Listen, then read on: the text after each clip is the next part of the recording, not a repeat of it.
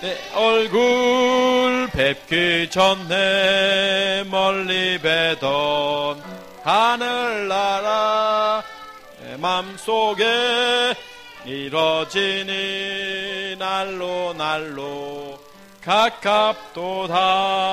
할렐루야 찬양하세. 내 모든 죄 사함 받고 주 예수와 동행하니 그 어디나 하늘나라 높은 산이 거친 들이 조막이나 궁궐이나 내 주 예수 모신 곳이 그 어디나 하늘나라. 할렐루야. 내 모든 죄 사함 받고 주 예수와 동행하니 그 어디나 하늘나라. 기도하고 우리 하나님 말씀 보도록 하겠습니다. 하나님, 오늘 특별히 하나님께서 거룩하고 복되고 귀한 시간에 마음껏 하나님을 찬양하며 우리가 공적인 예배로 하나님을 만날 수 있는 은혜를 주셔서 감사합니다. 늘 우리의 심령이 늘 가난한 심령이 되게 하시고 하나님 앞에 영적으로 갈급한 심령이 되게 하셔서 늘 주의 나라를 먼저 구하는 삶이 되게 하시고 늘 하나님 사랑이 얼마나 귀한가를 깨닫고 늘 그 사랑 안에 거하며 살아가는 은혜로운 믿음의 삶을 살아가도록 역사하여 주옵소서. 오늘도 하나님께서 저희들을 특별히 사랑하셔서 하나님의 말씀 속에 은혜 속에 거할 수 있도록 붙들어주신 것을 찬양하며 주 예수 그리스도 이름으로 기도하옵나이다. 아멘. 하나님 말씀 마태복음 6장 9절 한 절만 보도록 하겠습니다.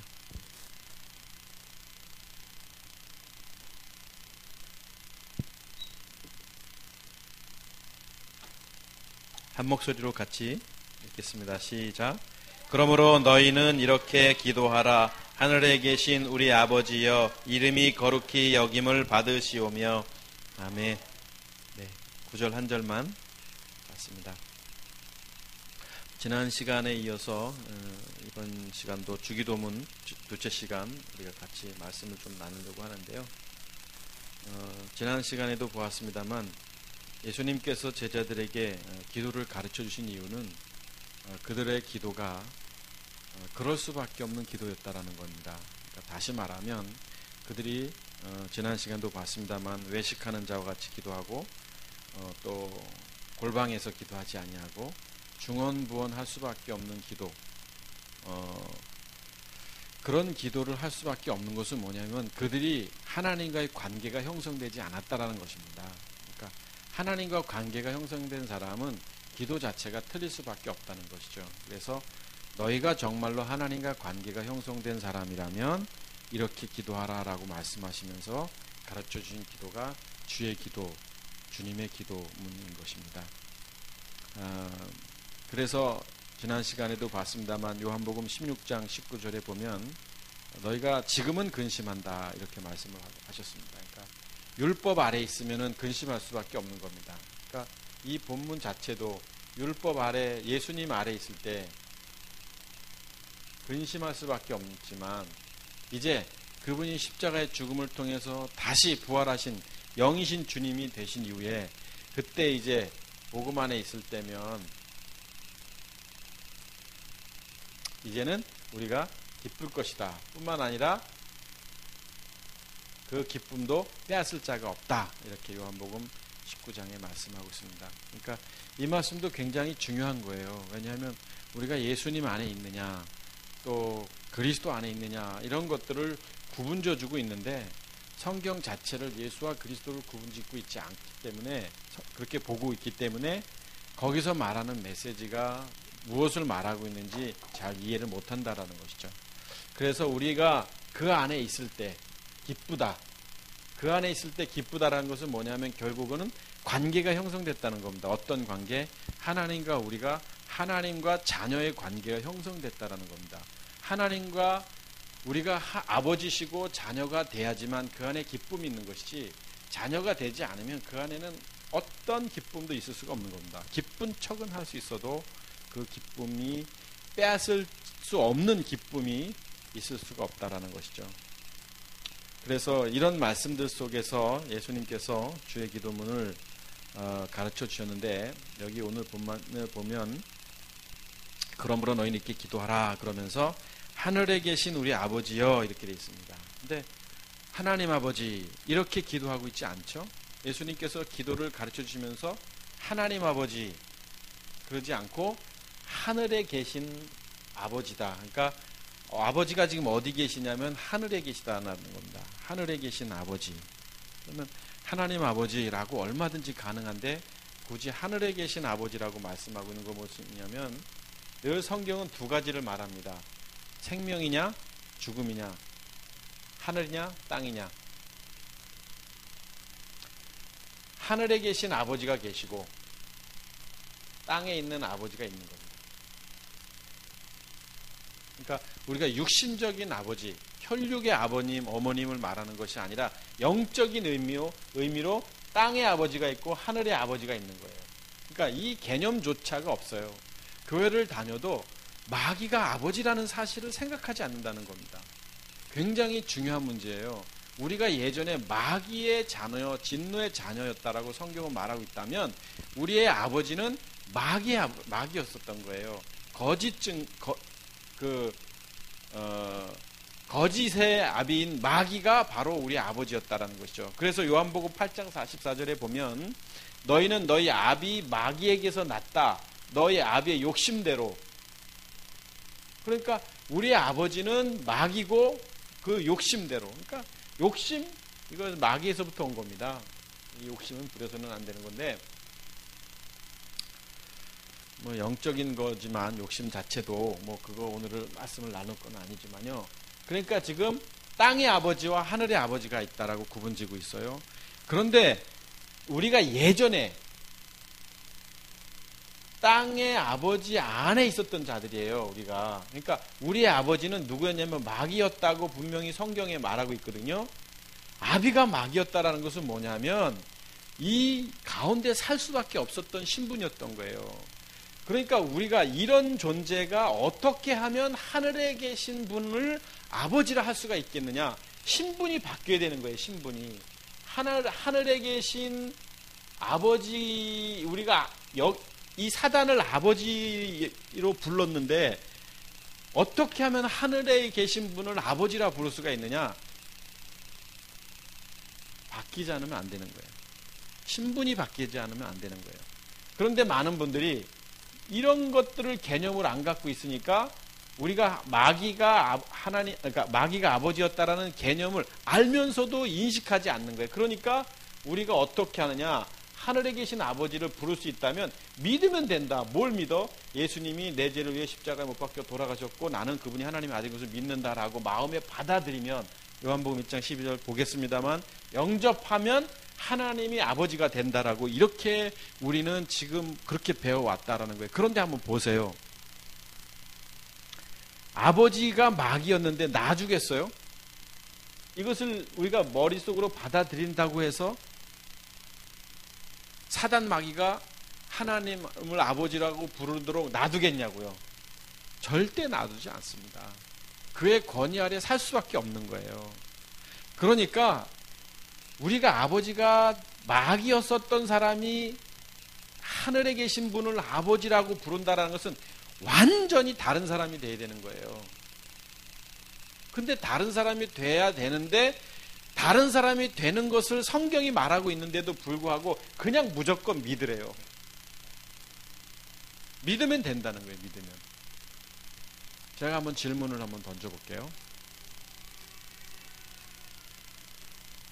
실제로 질문을 한번 던져볼게요. 십몇 년 전에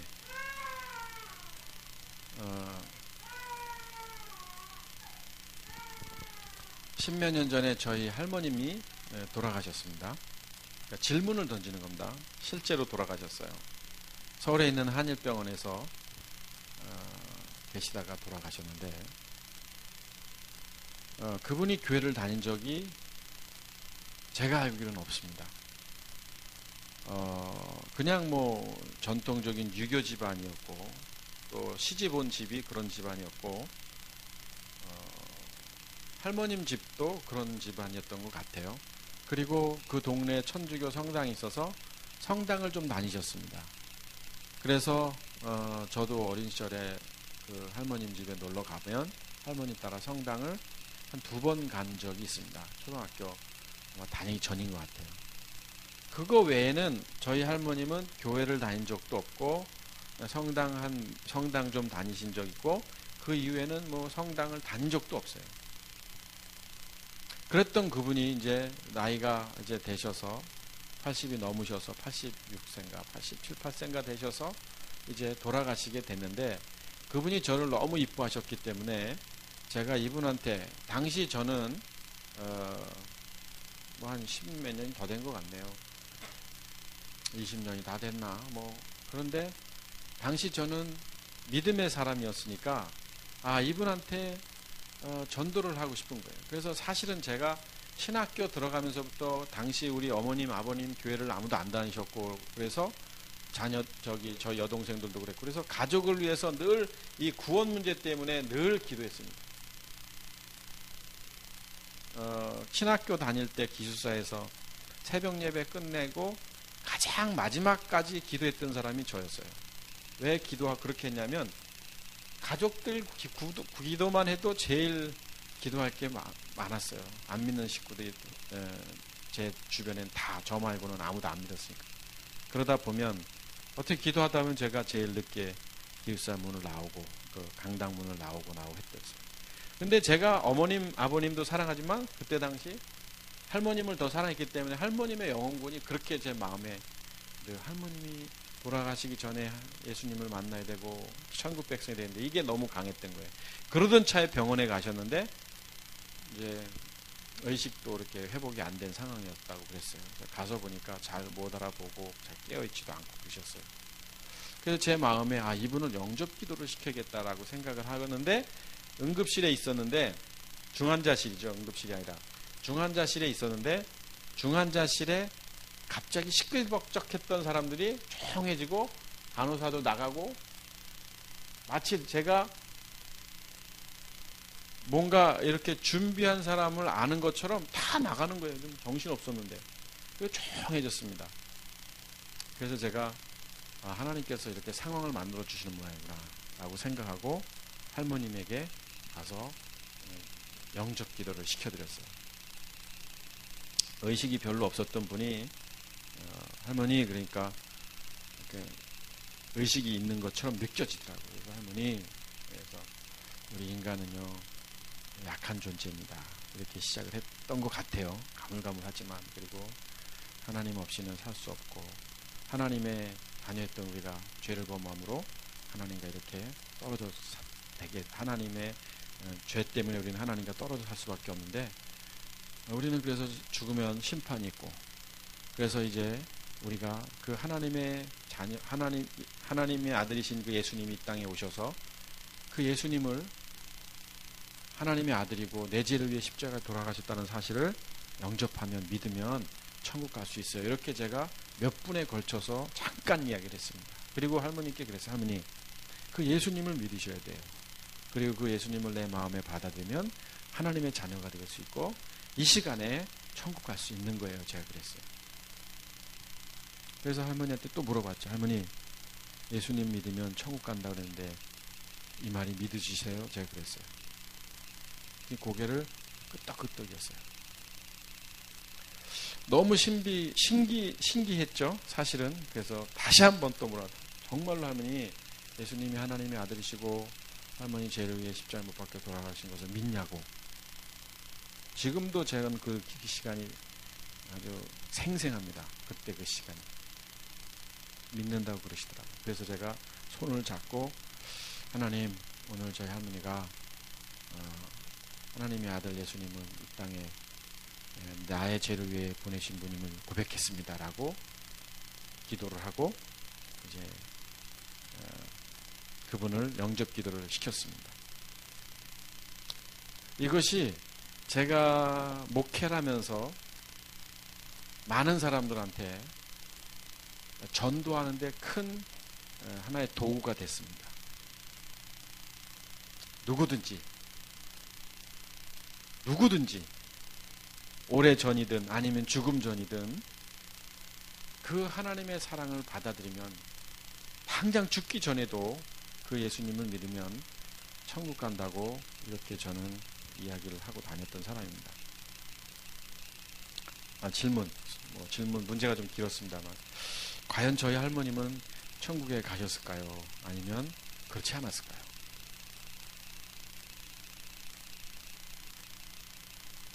천국에 가셨을까요? 안 가셨을까요? 응? 어떻게 했다고? 천국 갔어?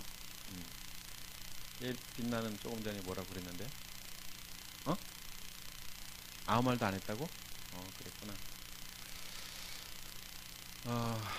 천국 가셨으면 저는 너무너무 행복하고 좋을 것 같습니다. 가봐야 합니다, 물론. 그런데 제 마음 가운데는 그 언젠가부터는 안 가셨을 것 같다는 생각이 들었어요.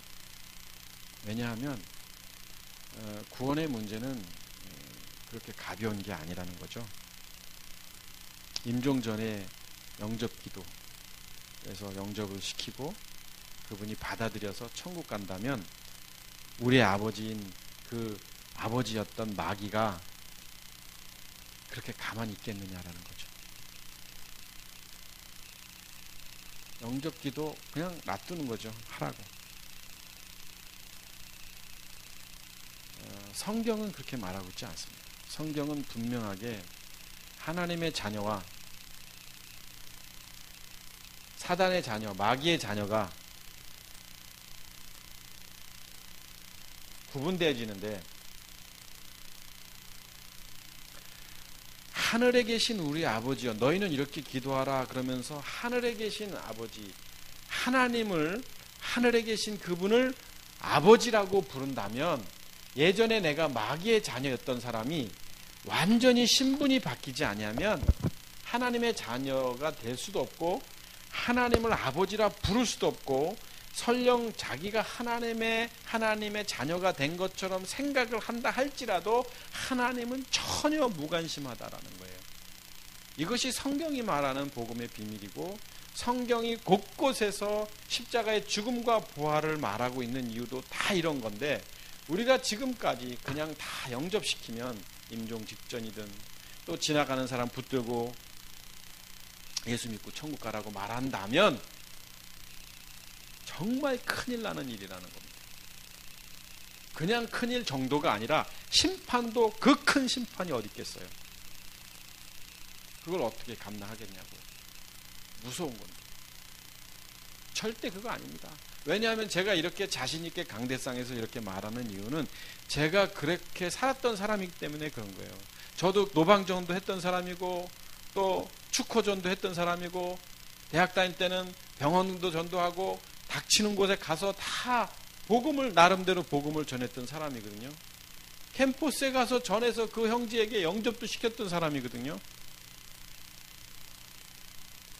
그 마귀의 자녀였던 우리가 하나님한테 아버지라고 부른다라는 것은 이 사람이 뭔가를 내가 받아들여 가지고 되느냐, 요 안에 그리스도가 들어올 수 있겠느냐, 절대 그럴 수 없는 겁니다. 성경이 여러 군데서 이렇게 메시지를 우리에게 말하고 있는 거예요. 여기 보면 우리는 6장을 봤습니다만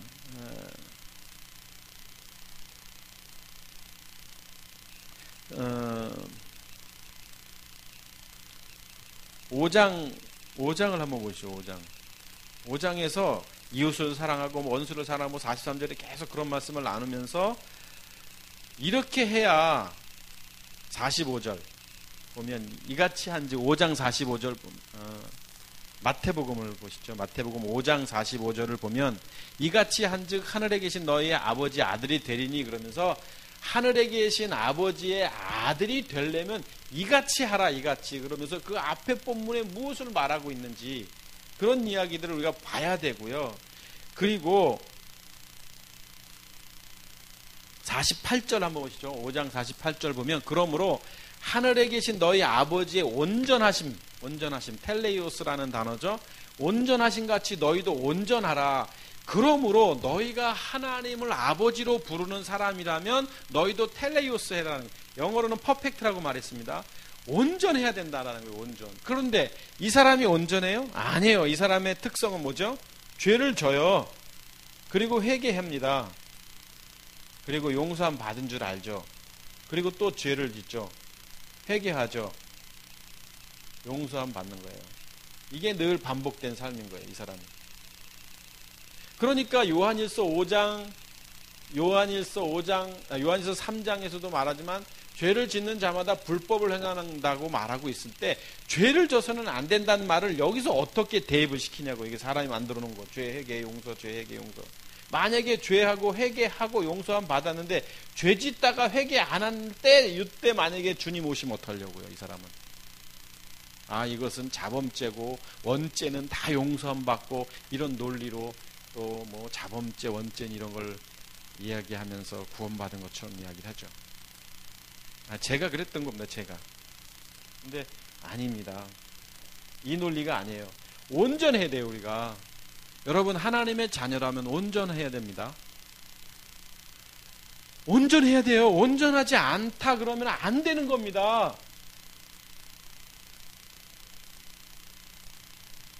여기 지금 말씀에 하늘에 계신 너희 아버지가 온전하신 것 같이 여기 지금 안동찬 집사도, 유숙향 집사도, 서영수 집사도, 연주원 목사도 온전하라라고 성경이 돼 있잖아요. 어떤 온전이에요? 하나님의 온전하신 것 같은 이퀄 관계 속에서의 온전하심이니까 얼마나 우리가 정말 부끄럽게 사냐고요.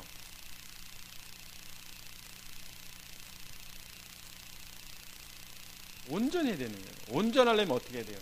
내가 죽고 내 안에 그리스도가 살지 않으면 온전이란 말을 쓸 수가 없는 거예요. 이런 관계 속에서 어떻게 온전이란 말을 할 수가 있겠어요? 이것을 하나님의 자녀라고요? 하나님을 아버지라 부른다고요? 다 죄송합니다만 거짓말인 거예요. 성경이 지금 그렇게 말하고 있지 않는데. 그래서 성경이 말하는 메시지는 뭐냐면 이랬던 사람들이 어떻게 하면 하나님의 자녀가 되는가를 구약부터 신약 마지막까지 다 이 얘기하고 있는 거예요. 이 얘기. 그것을 뭐라고 말하냐면 유앙겔리온이라고 말하고 복음이라고 말하는 거예요. 결국 십자가의 도라는 거죠. 십자가의 전과 후가 있는 거예요. 예수님과 그리스도. 이게 육신으로 오셨고 율법으로 오셨다고 성경은 말하고 있어요. 율법 아래 나게 하셨다고 갈라디아서에서. 그리고 부활하신 주님 그리스도 영이신 분 이분. 그러니까 이분이 이렇게 돼야 되는 것처럼 우리도 영이신 영적인 존재가 돼야 되는 거예요. 우리가 이 죄된 육체를 그대로 갖고 있다면 이분이 우리 안에 들어올 수가 없는 거예요. 왜요? 온전하신 이 하나님이신 그 예수 그리스도께서 우리 안에 어떻게 들어오냐고요. 죄된 우리 안에. 사단 마귀가 아버지인데 이 안에 삐짓고 들어오신다고요? 예전에 저는 제자훈련 때 이렇게 가르쳤어요. 우리가 이런 죄인이었는데 이 안에 이제 예수님이 들어오셨다 이렇게 가르쳤어요. 그래서 이제 이 사람이 어떻게 되냐면 이렇게 바뀌었다. 이 예수님이 들어오심으로 인해서 이제 그렇지만 이 아직도 우리는 죄의 속사람이 있어서 그래서 이렇게 살면 되는데 때로는 이게 삐짓고 나와서 이럴 때가 있다. 이럴 땐 우리는 또 회개해야 된다. 이것을 성화라고 가르쳤고 이런 식으로 제가 막 그림 그려서 가르쳤던 사람이니까 이게 얼마나 지금 생각하면 끔찍한지 하나님 앞에 죄송스럽고 뭘 안 척하고 그렇게 교우들한테 다 아닌 거죠. 우리가 다시 태어나지 않으면 안 되는 거예요. 중생하지 않으면 안 되는 거예요. 거듭나야지만 하나님의 자녀가 되는 거지 거듭나지 않고 하나님의 자녀가 되는 거 아닙니다. 제가 우리 애주 강대상에서 외치는 말씀이 지난번 제가 차 안에서 그런 얘기를 진주 내려가면서 했지만 우리 교우들이 혹시나 이 복음도 지금 이 거룩한 복음도 지식으로 이해할까봐 두려운 거예요. 지식으로. 아 맞아 뭐 죽으면 되지 뭐 내 육체를 못 박으면 되지 이 정도로. 천만에요. 그거 아닙니다.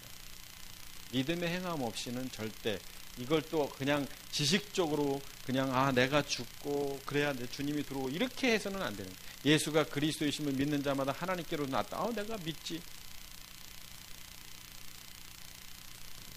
그래서 요한복음 1장 12절 13절 한번 보십시다. 요한복음 1장 12절 13절 보면, 자, 한번 같이 읽어볼까요? 우리가 잘 아는 말씀이니까. 시작. 영접하는 자 곧 그 이름을 믿는 자들에게는 하나님의 자녀가 되는 권세를 주었다. 이는 혈통으로나 육정으로나 사람의 뜻으로 하지 아니하고 오직 하나님께로부터 난 자들이다. 네, 13절까지 봤네요.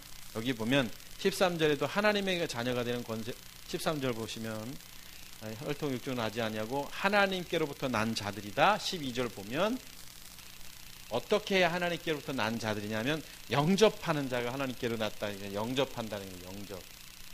자, 영접이라는 것을 또 다시 설명하고 있어요. 곧이라는 표현을 쓰고 있죠. 곧. 영접이라는 게 곧 뭐냐? 이름을 믿는 자들에게는 돼 있어요. 이름을 믿는 자들. 그런데 그 앞에 중요한 단어가 있는데 그라는 얘기, 그라는 여기 그 이름을 믿는 자. 아니, 그 이름을 믿는다는 게 도대체 뭐냐는 거예요. 그러면 요한복음 1장을 보아서 저 본문만 봐서는 안 되죠. 그러니까 그 앞서 본문 속에서 무엇을 말하고 있는지 좀 봐야 되잖아요. 도대체 그래야 저게 무슨 말인지 알지. 1장 12절만 봐가지고 알겠어요? 그러니까 지금 1장 12절을 보면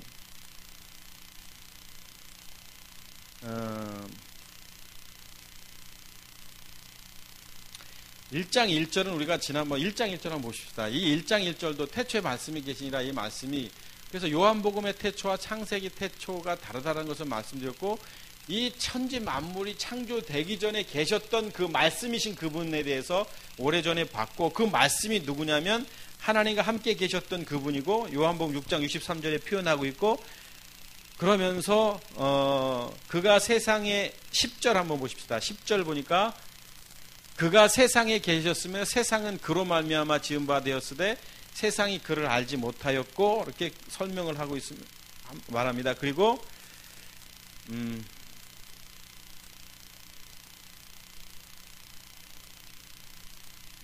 시간이 없지만 보십시다. 오늘은 우리 안집사님이 좀 일찍 나가신다 해서 그냥 빨리 끝낼려 했더니 안 되겠네. 10절 11 예. 자, 그가 세상에 계셨으면 세상은 그로 말미암아 지은 바 되었고 세상이 그를 알지 못하였고, 11절 보면 자기 땅에 오매 자기 백성이 영접하지 아니하였고 영접하는 자고 그 이름을 믿는 자가 하나님의 자녀가 되는 권세를 주셨다. 이렇게 말씀하고 있는 거예요. 그러니까 지금 여기 1장을 굳이 1장 1절부터 그냥 대충 읽었습니다만, 그 지금 태초에 말씀에 계신다라고 말했을 때 이 말씀이 예수님이냐고요. 예수님. 그리스도시잖아요. 그리스도. 원래 이분이 이 땅에 육신으로 오신 거예요. 육신으로, 예수님으로. 말구육간에서 태어나신 거예요. 그래서 이분이 십자가 이후에 원래대로 그리스도로 돌아가신 거거든요. 원래대로 영이신 주님으로. 그러니까 이 앞에서 요한복음에서 말하고 있는 게 누구냐면 예수님을 말하는 게 아니라 그리스도를 말하는 것이고, 그를 영접할 때 그 이름을 믿는 자들, 이렇게 표현하고 있는 게 누구냐면 그리스도를 말하는 거거든요. 여기서 요한복음을 예수님이라고 말하고 있지 않아요. 이거는 상식적으로도. 그러면 오늘 12절에 영접한다, 곧 그 이름을 믿는 자, 여기서 그가 누구냐면 이게 그리스도를 말하는 거거든요. 이 천지 만물이 창조되기 전에 아버지와 함께 계셨던 영이신 주님 그리스도를 말하는 거거든요. 그러니까 그분을 영접할 때 그 이름을 믿는다라는 것이 영접한다라고 성경은 말하고 있는 것인데, 이 영접이라는 단어만 봐도 그래요. 굉장히 의미가 있는 단어입니다. 영접한다는 단어가 람바노라는 단어예요. 람바노. 이게 능동태, 수동태로 동시에 쓰여지는데, 이 영접한다라는 것이 취하다, 받아들이다라는 뜻도 있고, 람바노라는 뜻이에요. 람바노.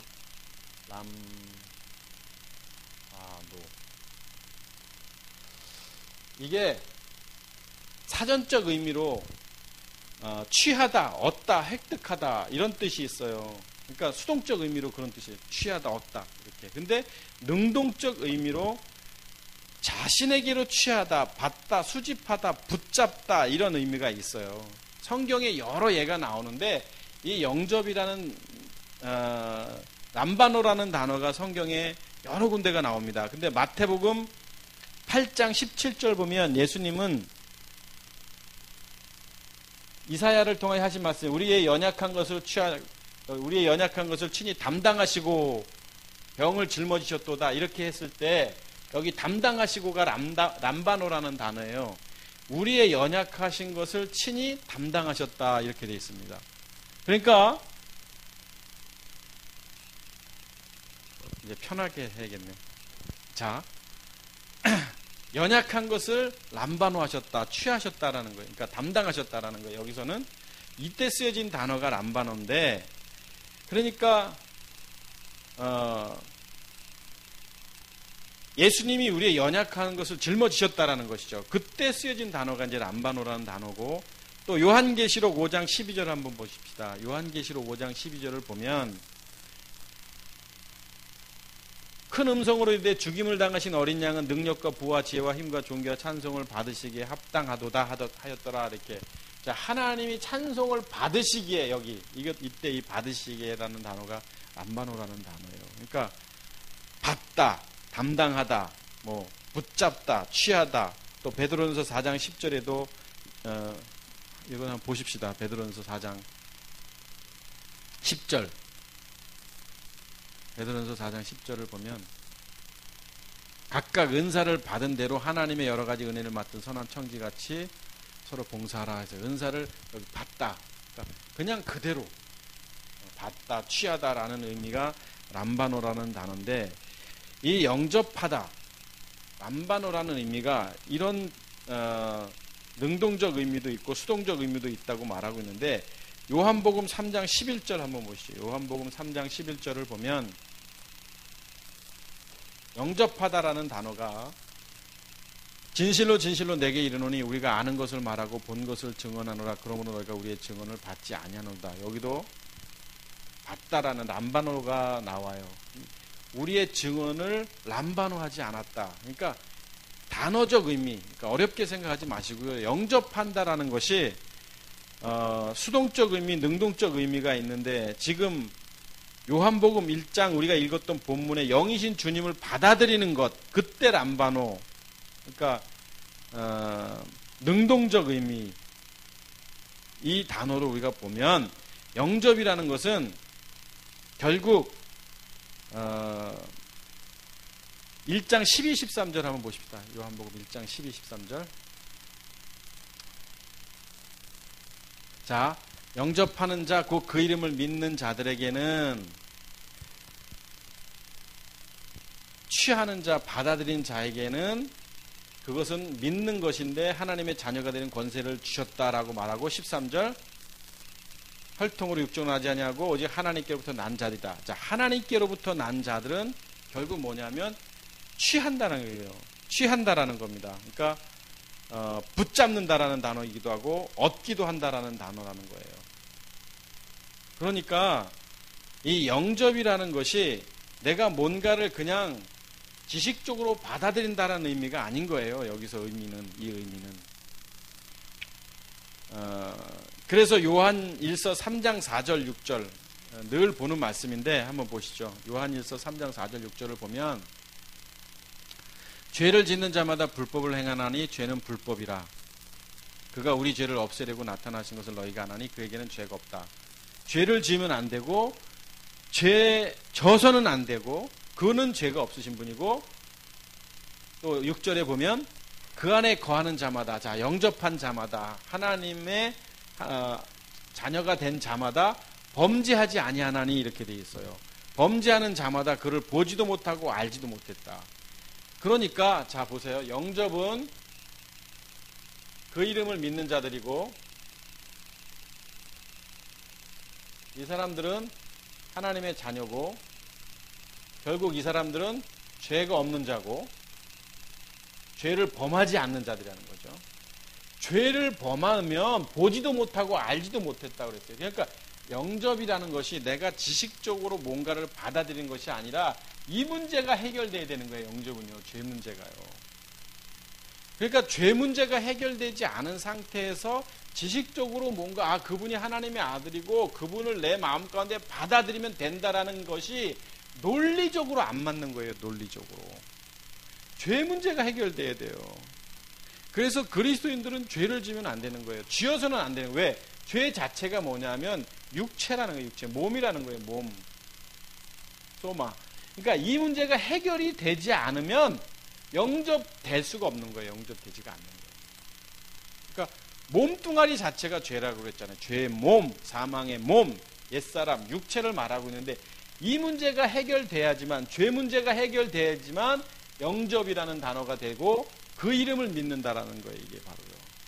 그러니까 내가 뭔가를 받아들이고 뭐 이해하고 이런 게 아니에요. 교회 다니는 사람들이 뭐 죄 안, 아유 목사님 죄를 어떻게 안 짓냐고 이런 거 그런 거 말도 안 되는 거예요. 죄 지면 안 돼요. 깨끗해야 됩니다. 깨끗해야 돼요. 진짜로. 하나님의 자녀답게. 그래서 우리가 예수님을 믿는다고 하면서도 문자적으로 받아들이니까 죄 문제에 민감하지가 않은 거예요. 그러니까 예수님 믿는 분이 죄 짓는 거예요. 예수님 믿는 분이 육체 가운데 사는 거예요. 육체 가운데. 옛사람대로. 육신의 정욕, 안목의 정욕, 이생의 자랑 가운데 산다는 겁니다. 죄 가운데 산다는 것은 남을 뭐 나쁜 짓 하고 이런 개념이 아니라 사단 마귀로부터 오는 대로 산다라는 거예요. 이게 지금 해결이 안 되면 영접이 안 되는 거예요. 하나님의 자녀라고 말할 수가 없는 것입니다. 그래서 로마서 6장 8절을 한번 보시죠. 로마서 6장 8절을 보면 만일 우리가 그리스도와 함께 죽었으면 그와 함께 살 줄을 믿노니, 여기 성경에도 말하고 있잖아요. 여러분이 그리스도와 함께 죽었으면 죽어야 된다 이거예요. 안 죽으면 안 된다는 거예요. 죽어야지만 사는 거예요. 그분과 함께. 죽지 않았다면 그와 함께 사는 게 아닌 거예요. 여러분. 그러니까 우리가 죽어야 되는데 죽으란 말을 안 해요. 죽으란 말을. 여러분 죽는 거 외에는 없습니다. 주와 함께 산다.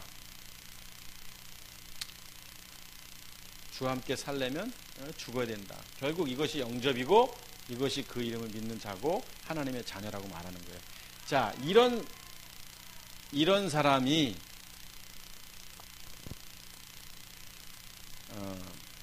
하나님을 아버지라고 부를 수 있는 것이죠. 마태복음 7장 한번 13절 한번 볼까요? 마태복음 7장 13절 한번 보면, 자, 좁은 문으로 들어가라. 멸망으로 인도하는 문은 크고 그 길이 넓고 그리 들어간 자가 많고. 자, 성경에도 좁은 문으로 들어가라라고 말하고 있고 14절 한번 보십시다. 생명으로 인도하는 문은 좁고. 자, 좁은 문으로 들어가라. 생명으로 인도하는 문으로 들어가라. 여기 지금 아까 그랬잖아요. 생명으로 인도한다고 했어요. 생명 인도. 이게 어떤 문? 좁은 문이에요. 생명으로 인도하는 문이 넓다면, 죄송합니다 이 표현해서, 개나 소나 다 들어간다면 성경에 굳이 이렇게 써 있겠냐고요. 생명으로 인도하는 문이 좁다고. 길이 협착하여 찾는 자가 적음이다 라고 이렇게 성경은 말하고 있습니다. 그러니까 우리가 하나님의 자녀가 되고 하나님을 아버지라 부르고 그러려면 그 이름을 믿어야 되고 그것이 영접인데, 그 길이, 생명으로 인도하는 그 길이 크지 않은 거예요. 그러니까 이 땅에 거듭난 그리스도인들을 찾아보기 힘든 겁니다. 우리 주변에 너무 많은 사람들이 교회를 다니고 우리 교회 옆에도 교회가 너무너무 많고 길 건너 교회, 옆에도 교회, 조금만 더 가면 큰 대형 교회들이 여러 개 있지만 생명으로 인도된 사람들이 많았으면 좋겠어요. 많았으면.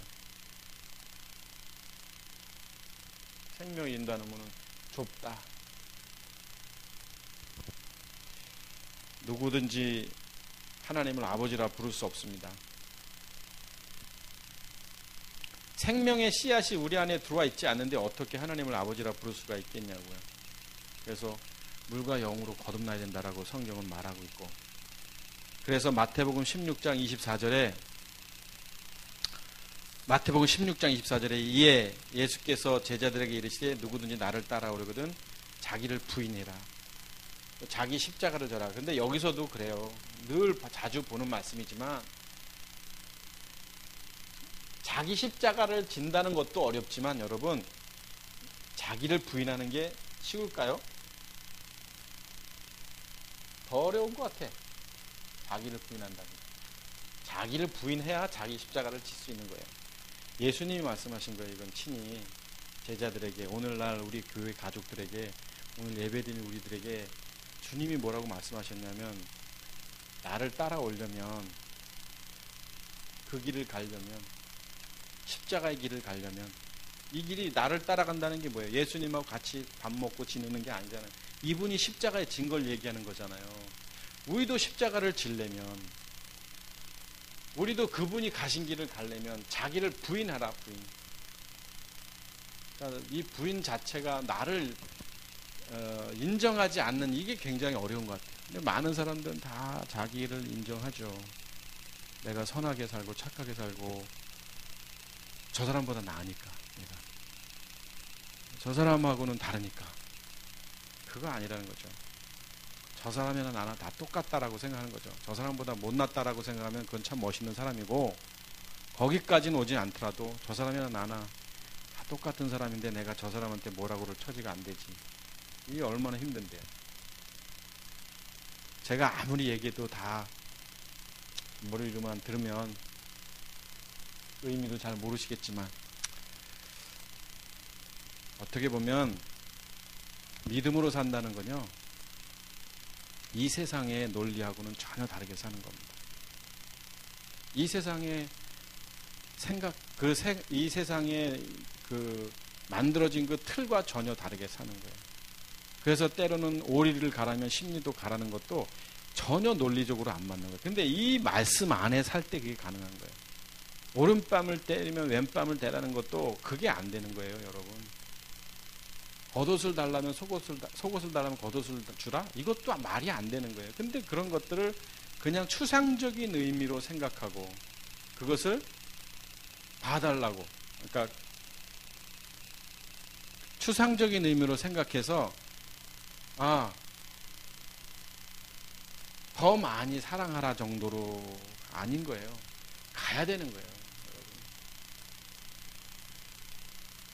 그게 쉬운가요? 자기 부인이 안 된 사람은 절대 이렇게 할 수가 없습니다. 누군가를 사랑한다는 건 다 거짓말이에요. 사랑은 무슨 어떻게 사랑을, 자기 자신을 사랑하는 사람인데, 자기를 부인하지 않은 사람은 누군가 사랑은 안 합니다. 그러니까 하는 게 아닙니다. 사랑 못하는 게 정상이에요.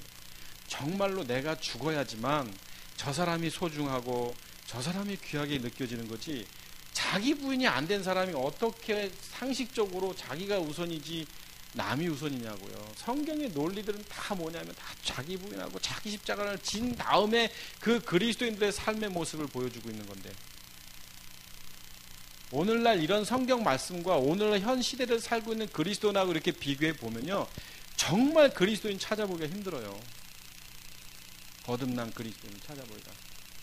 자기를 부인하고 이제 그 다음에 자기 십자가를 이제 지고, 이제 죄의 몸, 사망의 몸, 이제 육체 자체를, 육신의 정욕, 안목의 정욕, 이생의 장, 이거를 십자가에서 못 박아야 되죠. 그러니까 내 욕심도 명예도 권력도 다 없어진 거죠. 이미 죽었으니까. 그래야 이제 내가 빈 사람이 되는 거예요. 빈 사람. 그때 이제 그리스도의 침례를 받게 되는 거죠. 내 안에 이제 그리스도 영이신 그분이 들어오시는 거죠. 이것을 누가 증거하냐면 성령이 증거하시는 거예요. 그래서 내가 그리스도인이라고 말하는 거죠. 자, 지금까지 계속 저는 맨날 하는 소리를 똑같이 했습니다.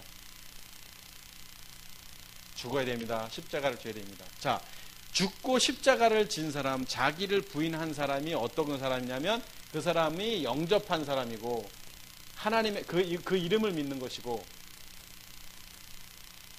이 사람이 하나님의 자녀고. 자, 이렇게 됐어요. 그럼 이 사람이 하나님의 자녀가 됐기 때문에, 하늘에 여기가 이렇게 있으면 하늘, 땅이면 여기도 아버지가 있고, 여기도 아버지가 있는데 하나님의 자녀가 됐다면 이제 우리가 일로 간 거예요. 이렇게. 그런 사람이 여기 계신 분한테 아버지라고 말하는 거지, 여기 있는 사람이, 땅에 있는 사람이 여기 있는 분한테 아버지라고 말하는 게 이게 무슨 이게 어떻게 논리적으로 이게 맞겠느냐고요. 그러니까 이런 길은 좁은 문이네, 좁은 길로, 좁은 문이고 좁은 길인 거예요.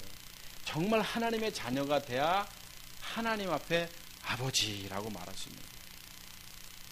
예수님께서 오늘 제자들에게 주의 기도를 가르쳐 주시는 그 짤막한 기도문 안에 정말 성경의 논리가 전부 들어가 있고, 심지어 오늘 딱 한 구절만 봤잖아요. 하늘에 계신 우리 아버지, 요거 하나만 봤는데 이 안에 지금 복음이 들어있고, 이 안에 지금 생명이 들어있고, 이 안에 십자가가 들어있고, 이 안에 부활하신 그리스도가 들어가 있고, 이 안에 우리가 어떻게 살아야 될지가 들어가 있잖아요. 하늘에 계신 우리 아버지 그거 하나만 해도. 누가 감히 하나님을 아버지라 할 수 있겠어요?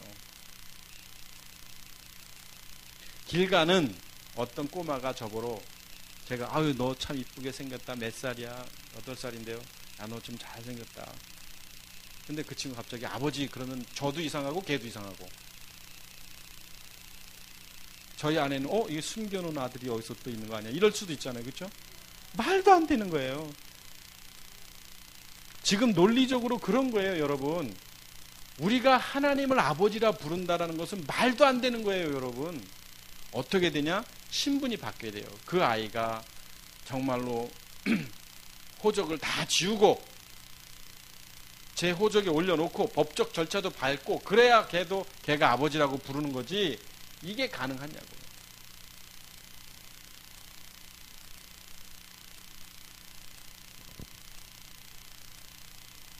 갈라디아서 4장 5절 6절 보십시다. 갈라디아서 4장 5절 6절.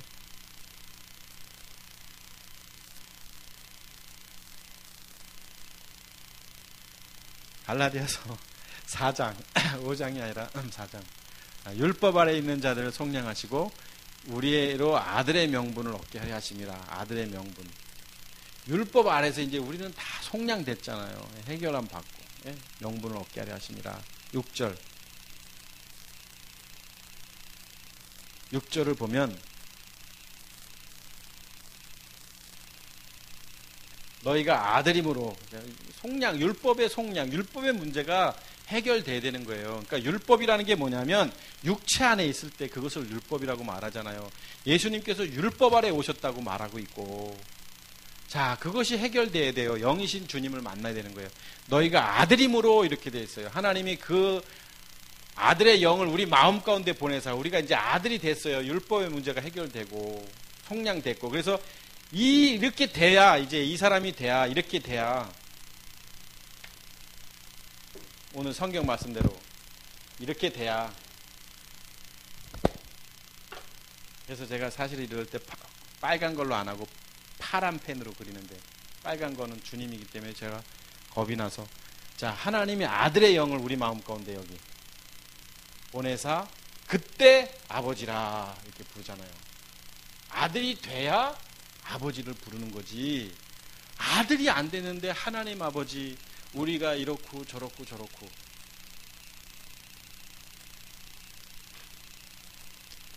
자, 기도를 잘해야 됩니다. 그러니까 기도를 이방인들처럼 중언부언하고 또 골방에 들어가서 기도하지 아니하고 자기의 정욕을 위해서 기도해서는 안 됩니다. 그러니까 언어도 여러분 잘해야 돼요. 언어도. 예를 들면 그거였어요. 오늘 오는데 우리 지방의 목사님 아버님이 뇌출혈로 쓰러지셨어요. 오늘 알았어요. 차 안에서, 저희 아내를 통해서. 그래서 오면서 급하게 전화를 했죠. 제가 지방 회장이니까, 목사님 아버님 소식 들었다고 어떠냐고 그랬더니 아유 괜찮다고, 쓰러졌지만 그래도 약간 좀 말이 어눌하시고 좀 걷는데 불편하시는데 그나마 다행이라고 3일만 입원하셨다가 그래서 내일 퇴원하신다고 해요. 저희 현모도 옆에 있었고 저희 아내도 얘기했지만 제가 아유 목사님 알겠습니다, 다행이네요, 제가 기도하겠습니다, 전 그렇게 말 안 했어요. 기도하겠습니다 말 안 했어요. 물론 마음 가운데 그분의 안녕을 빌어야 하고 제가 예를 들어서 기도하겠습니다라고 하고 제가 기도합니다. 하나님, 그분이 이렇게 해주세요. 물론 제가 하나님의 자녀니까 기도해도 돼요. 그런 기도를. 근데 기도보다도 기도를 하지 말라는 게 아니라 입으로 뭐 중얼중얼 그런 기도가 아니라 마음으로 영적인 교감을 누려야 되는 거예요. 근데 우리는 습관적으로 기도해 주세요. 네, 기도합시다. 기도해요. 기도는 누구한테 하는 거냐면 아버지한테 하는 거고, 하늘에 계신 아버지한테 하는 거고, 아버지한테 하는 기도는 어떤 기도냐? 하늘에 계신 우리 아버지여, 이름이 거룩히 여김을 받으시며 나라 임하옵시며. 주기도문을 보면 그 안에 복음의 비밀이 들어있고, 그 안에 그 주기도문 속에 있는 그 기도를 보더라도 얼마나 우리가 지금까지 육신의 정욕과 안목의 정욕과 이생의 자랑 가운데, 율법에 있을 때, 죄 가운데 있을 때, 죄의 몸, 사망의 몸, 옛사람의 모습에 있을 때 했던 기도들을 얼마나 우리가 했느냐라는 것이죠. 그러니까 예수님께서 너희는 이렇게 기도하라. 하늘에 계신 우리 아버지. 첫째, 너희가 하나님과 관계가 형성돼야 된다. 신분이 바뀌어야 된다라고 예수님이 말씀하신 거예요. 너희가 신분이 바뀌지 않으면 아무리 기도를 해도, 그의 나라를 구하고 그의 의를 구해도 그거 다 노. 신분이 바뀌어야 된다. 어떤 신분? 나는 자녀고 그분은 아버지라는 신분이 바뀌어야 되는 거예요. 그래서 너희는 이렇게 기도하라 첫 마디가 하늘에 계신 우리 아버지라는 거예요. 일용할 양식을 구하는 것도 중요하고 이름이 거룩히 여김을 받는 것도 중요한데, 첫 번째 하늘에 계신 우리 아버지여가 중요한 이유는 그 기본이 형성이 안 되면 기도한들 무슨 소용이 있겠냐고요. 그런데 하물며 지금 우리는 어떻게 해요? 그런 관계가 형성되지도 않았는데 무슨 뭐 수능 특별 30일 기도해, 무슨 기도해, 뭐 기도해, 나라와 국가를 위한 기도. 물론 그거 기도가 나쁘다는 건 아니에요, 당연히. 그런데 관계가 형성된 이후에 기도하자는 거지. 관계가 어떤 관계? 주님을 영접한 다음에, 하나님의 자녀가 된 다음에, 하나님을 아버지라 부를 수 있는 관계가 형성된 다음에, 그때는 뭐 프로슈케를 하든 뭘 하든 뭐 어때요? 중보기도를 하든 뭔 기도, 그때는 기도해야죠, 영적으로. 근데 그렇지 않은 기도는 다 하나님이 듣지도 않고 하나님이 응답도 안 해주신다는 거예요. 하나님이 절대 하나님의 자녀가 아닌 사람의 기도를 왜 응답해 주시겠어요? 그래서 오늘날 하나님이 아버지가 되고 내가 하나님의 자녀로서 자녀가 된다라는 것은 쉽지 않은데, 지식적으로 가르치고 마치 하나님의 자녀가 된 것처럼 그렇게 가르칩니다. 그래서 또 그것을 또 믿고, 성경은 그렇게 말하고 있지 않거든요. 그래서 성경이 이런 것들을 다 복음의 비밀이라고 말하고 있는 거죠. 생명이신 아들, 생명 되신 주님을 우리 안에 모실 수 있는 방법은 죽는 것밖에 없는 거예요. 그래서 갈라디아서 2장 20절에 내가 죽고 내 안에 그리스도가 산다라고 표현했던 것처럼, 내 안에 주님이 계셔야, 내 안에 그리스도가 계셔야 기도가 되는 거예요. 기도가. 그래서 이 주기도문의 말씀만 보아도 이 안에 다 들어가 있는 것입니다. 하나님의 뜻이 담겨져 있고 성경 66권의 비밀이 이 주기도문 안에 다 들어가 있는 것이죠. 그래서 하늘에 계신 우리 아버지여, 이름이 거룩히 여김을 받으시오며, 이렇게 먼저 알려주신 것은 하나님의 자녀가 되어야 된다라는 것을 미리 알려주고 있는 것이고요. 자, 이름이 거룩히 여김을 받으시오며, 하기야세 토투 오노마쉬 되어 있습니다. 그러니까 자, 하늘에 계신 하나님과 내가 이제 아버지와 자녀의 관계가 됐다면, 이제 예수님께서 그렇게 말씀하셨어요. 이름이 거룩히 여김을 받으시오며. 너희는 이렇게 기도하라. 이름이 거룩히 여김을 받기를 기도해야 된다라는 것이죠. 그런데 그 이름이 거룩히 여김을 받는다라는 게 뭐냐라는 것이죠. 이름이 거룩히 여김을 받는다는 것은 다음 주에 하겠습니다. 8시간 넘은. 오늘 주기도문 하늘에 계신 우리 아버지 요 구절만 갖고 우리가 오늘 예배를 드렸는데요. 결국 그렇습니다. 정말 여러분이 복음으로 영적으로 거듭나서 하나님의 자녀가 돼야 내가 하나님 앞에 기도할 수 있는 관계가 형성된다라는 것이 하늘에 계신 우리 아버지여라는 그 기도, 그 말씀 속에 들어가 있다라는 것입니다. 우리 가족들이 먼저 주의 나라와 의를 구하고 다 소중하지만 제일 중요한 하나님의 자녀가 되는 이 축복의 은혜가 여러분과 저에게 넘쳐 있기를 주의 이름으로 축복하겠습니다. 기도하겠습니다. 예수님께서 제자들에게 주의 기도문을 가르쳐 주실 때에 너희는 이렇게 기도하라. 하늘에 계신 우리 아버지여 라고 말씀하실 때에 우리가 무엇을 기도하고 우리가 무엇을 하나님께 아뢰을 때도 내가 하나님과의 관계가 형성되지 아니하면 우리가 진노의 자녀였던 우리의 신분이 하나님의 자녀가 되지